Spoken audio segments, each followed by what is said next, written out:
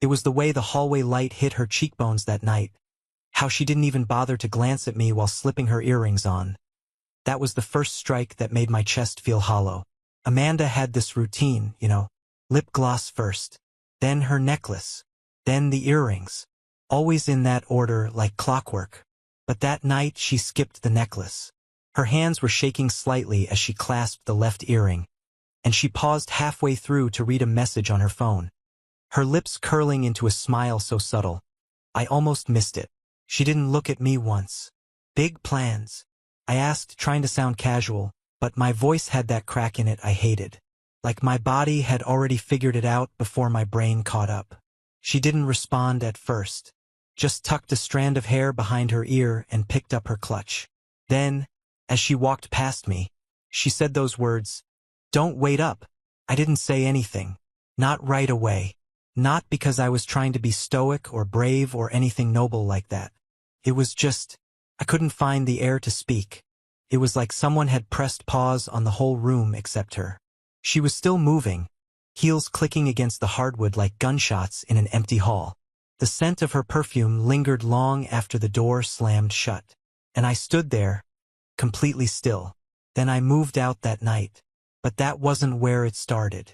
See, Amanda and we weren't always like this. We were high school sweethearts. I know, sounds cliché, but it was real. We did everything together. College, our first apartment, our first disaster of a vacation in a tent that collapsed during a thunderstorm. We fought. Sure. But we always found our way back to each other. That's the thing about history. It blinds you. It makes you think longevity equals loyalty. That time invested equals time respected. But it doesn't. The first crack was subtle. She started working late. I'm talking really late. And Amanda's job wasn't exactly one where that made sense. She was a marketing coordinator for a local gym franchise. Her boss, Greg, was a tool all talk, no neck. She said they were working on a new campaign and had to coordinate with multiple locations. I believed her. Even when she stopped coming home for dinner. Even when she started showering the moment she got in. Even when she began sleeping with her phone under her pillow. It wasn't suspicion that led me to check the phone. It was desperation. 2 weeks before the Don't Wait Up night, I'd planned a surprise weekend trip to the mountains. Just the two of us. We hadn't done anything together in almost 5 months. When I told her, she didn't even pretend to be excited. She looked me dead in the eye and said, "I don't think I can take that kind of break right now. Things are crazy." Things were always crazy. She started going out on girls' nights again. Except Tiffany, her best friend and supposed wingwoman, had moved to Arizona. I know because Tiffany had posted about it on Facebook. The first time I asked Amanda how that made sense, she said, "Oh, she's back visiting family." The second time I asked, she said, "You're being paranoid." The third time she didn't answer, just walked out. So I stopped asking. But I didn't stop noticing. That night, after she left with her heels and her perfume and that ghost smile meant for someone else, I walked to the kitchen, poured myself a glass of bourbon, sat down at the table and stared at my hands. I didn't feel angry. I didn't feel sad. I felt suspended, like I was watching my own life play out behind glass. The walls didn't feel like mine anymore. The pictures didn't look like us. Even the dog, Charlie, our Labrador, seemed to avoid looking me in the eyes. I got up, grabbed a duffel from the closet, packed in silence. I left the house key on the counter. But the story didn't end when I walked out the door. It was only just beginning. The strange thing about leaving is that you expect some kind of cinematic moment. Rain maybe, thunder, your reflection in the rearview mirror as you drive away from the life you built with someone who slowly stopped seeing you. But there was none of that.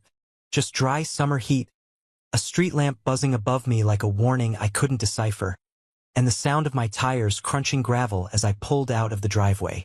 I didn't know where I was going. My brother Tyler lived across town. We hadn't been close for years, but I texted him anyway. "Can I crash at your place tonight? Need a favor." He replied within minutes. Doors open.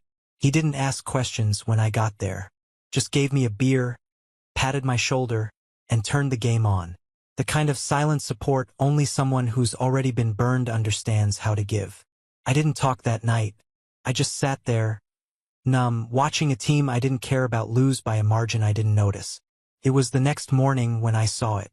Her iPad was still connected to my Apple ID. We'd synced our devices when we got new ones 2 years ago. I'd completely forgotten. It lit up while I was pouring coffee in Tyler's kitchen. New messages. My heart didn't leap, didn't drop. It just stopped. There were dozens. The contact name was B. At first, I told myself it could be anyone. Maybe her cousin Brandon. Maybe an old friend. Maybe work stuff. But I knew. Deep down, I knew. I tapped it. And there it was. Messages from last night. Sent minutes after she walked out of our house. Amanda, leaving now. Wearing that black dress you like. B. Wish I could rip it off you myself. Amanda, don't tease. Be there in 20. B. Room's ready. You better not be late. I sat down slowly, like my legs were too far away to respond to my brain. My hands were shaking, but not out of shock. It was rage, the kind that doesn't explode but builds like pressure in a sealed room. And it wasn't even the flirty messages that did it. It was the tone. So casual. So familiar. Like this had been going on for a long time. Like I was the side character in my own marriage. I scrolled further. Amanda, last night was insane. You're a machine. B. You make it easy. Amanda, Chris suspects something. I might need to cool it for a bit. B. Don't stress. He's soft. He'll forgive anything. That one hit different. He's soft. Not angry. Not sad. Not my husband. Just soft. Like I was weak for trusting her. For believing in the vows we made under a sunset in Malibu with all our friends and family clapping like fools. I closed the iPad and stared into my coffee like it could answer every question I didn't know how to ask. Who was B? How long had it been going on? How many times had she looked me in the eyes and lied? I didn't cry. Not then. I just stood up, grabbed my keys and drove. I didn't even know where, but I couldn't sit still. Not when everything I thought was solid had turned into quicksand beneath me. 3 miles from Tyler's place, I parked in front of a cheap hotel, one of those extended stay spots near the freeway. I walked in, asked for the manager, and showed him Amanda's name. Said I was trying to confirm a reservation for a surprise. The guy didn't even blink. Oh yeah, she's been here a few times. Always with that same tall guy with the beard. My throat went dry. What name is it under? He checked. Brandon Palmer. Brandon, I repeated. Of course. B. I stood there for a full minute before thanking the guy and walking out. Amanda had always hated liars. That was her thing. If you lie to me, it's over, she used to say. Ironic, really. Now she was the liar, the planner, the actress. And I was the fool who packed her lunch 3 days ago and told her I loved her while she kissed me on the cheek with someone else's name in her mouth. I sat in the car outside that cheap hotel for at least an hour, the sun beginning to climb above the roofline, turning the parking lot into a warped mirror of heat waves and oil stains. I didn't even turn the engine off. I just stared at the doors. Room 214. The manager had said that's where they usually stayed. I didn't know what I was waiting for. Maybe some Hollywood moment where they walked out laughing, hand in hand, and saw me sitting there, a ghost in the driver's seat. But they didn't. No one came out. I wasn't there for revenge. I wasn't even there to catch them. I just needed it to be real. Seeing the texts, reading the messages, that was one kind of betrayal. But being outside the place where she brought another man, repeatedly, made it physical. Made it ugly.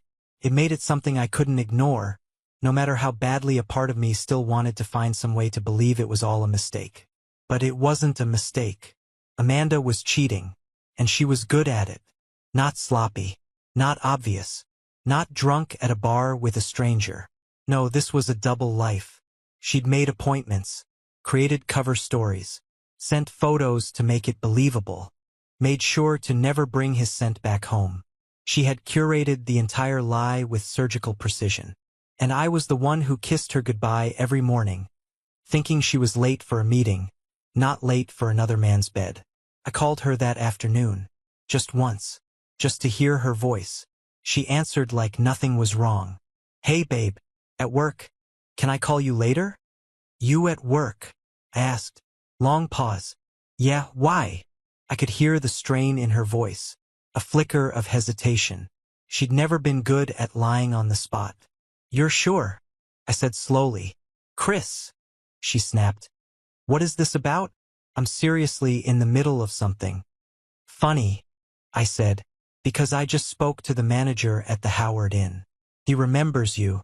You and Brandon Palmer. Room 214. Silence.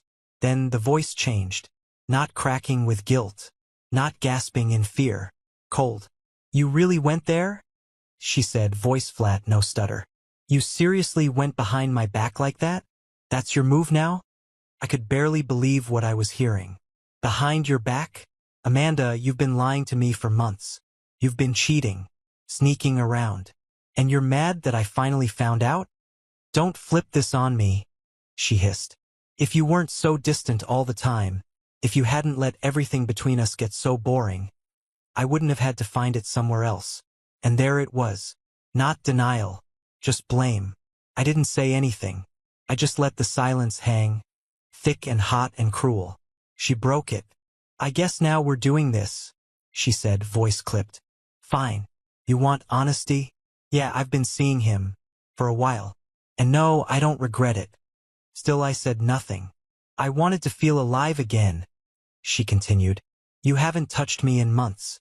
You don't see me anymore. You're like a shadow walking through the house. You don't even try, Chris. I should have yelled. I should have screamed back all the nights I made dinner and sat waiting. All the texts she never answered. All the cold shoulders, all the guilt trips. I should have said how hard I'd tried to fix something she'd already decided to burn down. But I just said one thing. We're done. I hung up. She didn't call back. Didn't text. No tears. No apology. No excuses. Amanda didn't even try to fight for what we had. She'd already replaced me. When I woke up the next morning in Tyler's guest room, it took me a full 30 seconds to remember why the air felt so heavy in my lungs. The bed was too small, the ceiling was unfamiliar, and for a second I thought maybe I had dreamed everything. The hotel, the texts, the cold voice on the phone. But then I looked at my phone. No messages. No missed calls. Not even a single "Where are you?" from Amanda. She'd erased me in real time. Tyler was in the kitchen, flipping pancakes like it was a Sunday tradition. I hadn't seen him do that since our mom was alive. I sat at the counter, and he didn't ask any questions until I finished eating. So, you leaving her? It was the first time I'd said it out loud. Yeah, I muttered. I am. He nodded once. You're doing the right thing. It was strange how final it felt. Like speaking the words out loud was a key turning in a lock. Like some invisible line had been crossed and I wasn't allowed to walk back over it. I went back to our house later that afternoon, half hoping she wouldn't be there. But her car was in the driveway. So was his. A red Ford F-150, parked like it belonged there. Like this was his home now. My hands started shaking. Not from fear. From restraint. I stood in front of that door for maybe a minute before unlocking it. Walked in. Quiet. Calm. The house smelled different. Like cologne I didn't recognize. And there they were. In the kitchen. Laughing. Amanda leaned against the counter like she was hosting a brunch. Hair up, barefoot, coffee mug in hand. She turned to look at me, and for the first time, she didn't even flinch. Chris, she said coolly. Didn't expect you back so soon. Brandon. I assumed it was him. Stood next to her, just watching. He didn't speak. Didn't smile. Just stared like he was waiting for me to make a move. I came to get some things, I said. My voice was ice. Clothes. Papers. My dog. She actually rolled her eyes. Chris, don't be dramatic. Where is Charlie? I asked, ignoring her tone. In the backyard, she said. He's fine. I didn't look at Brandon. Not once. I didn't give him the satisfaction. I went upstairs, packed what I could in silence. Every shirt and drawer feeling like a memory I didn't want anymore. She didn't follow me. She didn't say a word. The only sound was the buzz of my old electric toothbrush, which for some reason had been left running on the bathroom counter. When I came down with my bags, Amanda was sitting at the kitchen table now, sipping coffee like she was in a cafe. "You could have talked to me first," she said. I laughed. Not out of humor, out of disbelief. "Talk to you? About what?" "How you've been sleeping with someone else in our bed." "Don't exaggerate," she said flatly. "Oh, right," I snapped. "You only use hotel rooms. Very respectful of you." Brandon shifted then, but still didn't say a word. "I didn't come here to fight," I said. "I came for what's mine. That includes Charlie." Amanda gave a lazy shrug. "He likes Brandon." That hit harder than it should have. Not because I believed it, but because she said it like it was funny, like it was some kind of game. I walked out to the yard, called for Charlie, and he came running like nothing had changed. His leash was still hanging by the back door. I clipped it on, loaded him into the car, and didn't look back. But as I pulled away from the house, I caught one last glimpse through the front window. She was laughing again, at something he said, and it wasn't the Amanda I married. It wasn't even someone I recognized. I didn't cry until I got to the gas station. It's a strange place for a breakdown, somewhere between the windshield washer fluid aisle and the microwave burritos, but that's where it happened. I was standing there with Charlie in the back seat, leash tied to the headrest, panting like he'd just run a marathon, and I just collapsed. Not physically, but inside. All the walls I'd kept up the last few days. The control, the restraint, the numbness.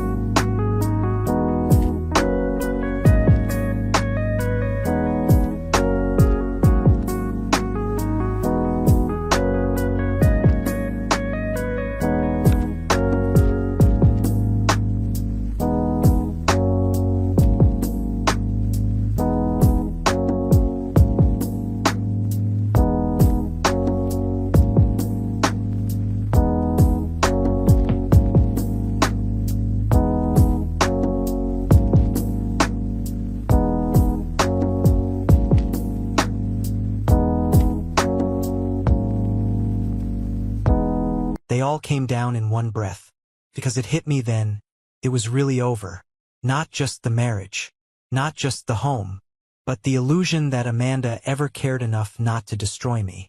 The realization that while I had spent months second-guessing myself, trying to fix things, apologizing for things I didn't even understand, she had already handed the key to our life to someone else. She didn't just betray me, she erased me. I sat in my car, head resting against the steering wheel, breathing like I'd just been gut-punched. People walked by. A woman refueled her sedan next to me and didn't even glance over. The world just kept moving like my heart wasn't in pieces in a dusty parking lot off Route 20. Charlie whimpered once. Just a little sound. A reminder that I wasn't completely alone. I pulled myself together, barely. Wiped my face with a receipt. Drove to a storage unit I rented that afternoon. The guy didn't even ask why I needed it so fast. Just handed me the keys and offered me a half-smile. I unloaded the bags. Dropped off everything that didn't feel like it belonged to me anymore. And then I sat down in that echoey concrete box and opened the manila folder that held our marriage certificate. Felt like a prop in a bad play. How do you go from standing in front of 100 people, promising forever, to being nothing more than a line item on a divorce petition? That night, Tyler and I sat on the porch. He brought out 2 beers and said nothing for a long time. Just sat there, staring out at the dark trees lining his backyard. "You still love her?" he asked finally. I didn't answer, because love wasn't even the right word anymore. It was something else. Something twisted and rusted and hollow. Like hearing a song that used to be your favorite and now just makes your stomach turn. "I loved the version of her that existed in my head," I said finally. "The one who smiled at me in grocery stores for no reason. The one who sent dumb memes when I had a bad day. The one who used to dance in the kitchen barefoot." He nodded. "That version's gone." "No," I said. "She never existed. I just thought she did." And that was the worst part. I wasn't grieving Amanda. I was grieving the lie I built around her. The next day, I made an appointment with a divorce attorney. The receptionist didn't flinch when I said, "Infidelity." She just nodded, handed me a clipboard, and pointed to a chair, like it was just another Tuesday. The lawyer's office smelled like burnt coffee and printer ink. Everything about it was beige, the walls, the furniture, even the lawyer's tie. His name was Dennis Klein, and he had that tired, grayish look of someone who'd seen too many stories like mine to react with anything more than a polite nod. "So, infidelity," he said, scanning the form I filled out. "How long has it been going on?" "Months," I replied. "Maybe longer. I only found out a few days ago." He scribbled something, didn't look up. "Proof. I have screenshots, messages, hotel receipts, even a name." "Perfect," he said, with all the enthusiasm of a DMV clerk. "This'll move fast." And just like that, the machine began to turn. Divorce proceedings, asset division, pet custody, the dismantling of a life I spent 6 years building. By noon, I'd signed the first round of papers. Dennis gave me a generic speech about timelines, mediators, and temporary arrangements. I nodded at all the right moments, but my mind wasn't there. It was still at that kitchen table, where Amanda had sat across from me with her mug of coffee and that hollow look in her eyes, like I was the inconvenience in her new script. I went back to Tyler's and found a note on the table. "Out with Claire. Call if you need anything. T." I took Charlie for a walk instead. It was a quiet trail by the river, one we hadn't been on since the early days. Amanda and I used to come here on Sundays back when things still felt real. I let him off the leash near the trees and sat down on a bench, just listening to the sound of water and distant traffic. And that's when my phone buzzed. Her name, Amanda. I stared at the screen for a long moment. Let it buzz once, twice, 3 times. Then I answered. "What?" "Chris," she said. Her voice was softer now, almost fragile. "We need to talk." I laughed. Couldn't help it. "Now you want to talk? After everything?" "I'm not calling to fight," she said quickly. I don't know. I didn't expect you to actually leave." "You told me not to wait up," I said. "So I didn't." Silence. Then, "It wasn't supposed to get this far." "That's what you said about the affair?" She hesitated. "I'm not defending what I did." "Good. Because there is no defense." I want to explain." "You already did," I said. "You said I was boring, that you didn't feel seen, that Brandon made you feel alive. I got the message." "It wasn't just about him," she said. "It was about everything. The routine, the silence, the way we stopped trying." I stood up from the bench, watched Charlie chasing something in the grass. "So you decided to burn it all down without telling me." "I didn't know how to fix it," she whispered. "You didn't want to fix it. You wanted out without guilt. So you made me the villain in your head. That way you could sleep at night." She didn't argue. I almost hung up. But then she said something I didn't expect. "I want to keep the house." I laughed again. Not bitter this time, just stunned. "You want the house? It's closer to work. Brandon might be moving in." And there it was. Brandon, moving in. To my house. Sleeping in my bed. Drinking coffee in my kitchen. "I'll let the lawyer know," I said, voice like stone. "Chris, I'm not trying to hurt you," she said. "You already did," I said. "Now you're just decorating the wound." I hung up, turned the phone off, whistled for Charlie, and we walked home in silence. I didn't go back to Tyler's right away. I drove. No destination, no purpose.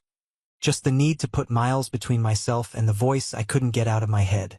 Amanda saying, Brandon might be moving in, like it was a casual thing. Like this wasn't the same home where we picked out curtains together, argued over paint swatches, brought Charlie home for the first time. Now it was just a placeholder for someone else's life. I drove until the road flattened out into long stretches of highway, the kind where you can't tell where the sky ends and the pavement begins. And somewhere in that wide, open nothing, it hit me. She had already rewritten the story. In her version, I was the distant one, the disengaged husband, the man who didn't see her anymore. She would tell her friends that the marriage had been dead for years, that Brandon wasn't the cause, just the wake-up call. That's what cheaters do. They rewrite the past so they can live with themselves. But I remembered everything. I remembered leaving work early to make her birthday special. I remembered rubbing her back when she had migraines. I remembered holding her hand at her grandmother's funeral and not letting go until she did. I remembered all the versions of me she conveniently erased when she needed a reason to open her legs for someone else. I pulled over at a rest stop and sat on the curb with Charlie at my feet. I didn't cry this time. I just stared at the concrete, cracked and sun-bleached, and wondered how many people had sat in this exact spot wondering where everything went wrong. Later that night, I got a message from Tiffany, the real one, her old best friend. The one Amanda claimed to be out with during all those girls' nights. Tiffany, hey, I just heard. I'm so sorry. I had no idea. I blinked. Me, heard what? Tiffany, about Amanda and Brandon. My cousin told me. He knows Brandon from work. I thought you two were still together. Me, we were, until I found out. Tiffany, she told everyone you two were taking a break, and that you were staying with family to figure things out. I stared at the message. A break. She was rewriting the ending even now, framing it so that when the divorce papers came through, it would all look like a mutual decision. Like we calmly decided to step away and reflect. Not like she tossed our marriage into a wood chipper and posed with the man holding the handle. I didn't respond. There was nothing to say. Later that night, Tyler grilled burgers in the backyard. Neither of us talked much, but at some point, he asked, "What are you going to do about the house?" "Let her rot in it," I said. He raised an eyebrow. "Seriously?" I shrugged. "She can keep the place. She'll fill it with lies anyway. Every corner of that house will whisper the truth when he's not around." Tyler looked at me for a long time. "You're not angry anymore, are you?" I thought about that. "No," I said finally. "I'm something worse." "What's worse than angry?" "Done." The next morning came with an unexpected chill. One of those mornings where the air feels too still, like something's waiting to happen. I checked my phone out of habit, even though I knew there'd be nothing from Amanda. She had stopped pretending. No breadcrumb texts, no regrets, no weak apologies. She'd made her move and had no intention of looking back. But there was a message. From a number I didn't recognize. "You don't know me. I'm Brandon's ex. Can we talk?" For a moment, I thought it was some kind of prank. But something about the timing, the phrasing, it hit different. I replied cautiously. "Me? Why?" "Unknown. Because you deserve to know who he really is." We met at a cafe on the other side of town. Her name was Rachel. Dark hair, sharp eyes, nervous fingers tapping against her coffee cup. She looked like someone who hadn't slept well in weeks, maybe months. "Thanks for coming," she said, sitting across from me like we were old friends in a war neither of us signed up for. "I'm not sure what you expect me to do," I said carefully. "I'm already divorcing her." "I know," she said. "I just thought you should know what she got herself into." Rachel told me things that made my blood run cold. Brandon wasn't just a guy with good timing. He was a pattern. He had a trail of women, overlapping relationships, each ending in some kind of chaos. Gaslighting, manipulation, quiet threats. He wasn't physically abusive, she made that clear, but he played people, twisted them, got inside their heads until they couldn't tell what was true anymore. I didn't believe it at first, she said. He was charming, funny, smart. But it always started the same way. Jokes about my ex, then subtle digs at my friends, then slowly pulling me away from everyone who cared. How long were you with him? I asked. 2 years. I got out when he started flirting with a friend of mine right in front of me. When I called him out, he told me I was insecure, that I needed help. I believed her, every word, because it sounded exactly like the way Amanda had been talking to me for the last few months. The rewritten history, the quiet blame, the way she had slowly convinced me that I was the problem. I just thought, maybe if you knew who he really was, Rachel said, you wouldn't waste any more time thinking it was your fault. I nodded, more grateful than I could show. It wasn't, and I meant it. That night Amanda called. Again. I almost didn't answer, but curiosity got the better of me. She sounded off. Chris, she started. Not cold, not angry, just off. What? I said, tired. I think I made a mistake. I didn't respond. I mean, with everything. With him. Still, I said nothing. I thought it was what I wanted. I thought he was a better version of me? I cut in. She didn't answer that. I don't feel safe anymore. That made me sit up straight. What do you mean? He gets angry, she said. Not violent. Just weird. Controlling. He goes through my phone. He doesn't like when I go out alone. And there it was. The mask was slipping. Not just for her, but for Brandon too. He's not who I thought, she added quietly. And I don't think I know how to get out. I took a deep breath, and I said what I knew I had to. You made your choice, Amanda. Now you live in it. 2 days passed after that phone call. No new messages. No follow-ups. Just silence. But silence from Amanda wasn't peace. It was the eye of a storm. I knew her well enough to understand she didn't call me out of remorse. That wasn't her style. She called because something wasn't working in her new fantasy. And when things stopped working for Amanda, she started looking for exits. Even if she was the one who built the fire, she'd still act like someone else lit the match. So when I saw her name pop up again late Friday night, I didn't flinch. Amanda, are you somewhere safe? It was a strange message. Cryptic. Out of character. So I replied, me? Why? Amanda. Because Brandon's looking for you. That froze me. I stared at the screen for a full minute, reading the sentence over and over like maybe it would rearrange itself into something harmless. But it didn't. My hands clenched. Charlie stirred at my feet, sensing the shift in my energy. Me? What does he want? Amanda.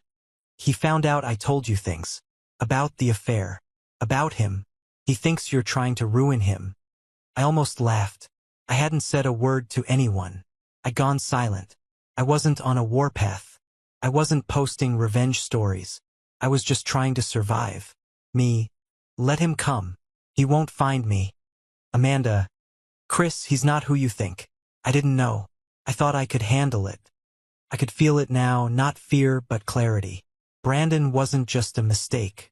He was her punishment. The very chaos she chose over stability. Over loyalty. Over me. Me. You picked this.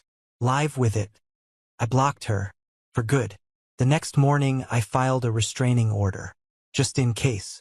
Tyler stood behind me at the courthouse like a sentry. He didn't say much, but his presence was solid. Real. The kind of loyalty Amanda never understood. When we walked back to the parking lot, my lawyer called. Dennis sounded tired. Her lawyer reached out. He said, Amanda's backing off the house. I blinked. What? She says she doesn't want to fight anymore. She's giving it up. Just wants it over. Couldn't believe it. Amanda surrendering ground? Giving something up without a tantrum? Why now? I asked. Honestly? She sounded scared. That told me everything. Amanda wasn't just unraveling. She was watching the tower she built start to crack, and the man she thought was her escape hatch was turning into a prison. But it wasn't my job to save her. I spent 6 years trying to hold her together. Now I had one job left. finish walking away. That evening, I stood in the driveway of my old house one last time. The porch light was off. The windows were dark.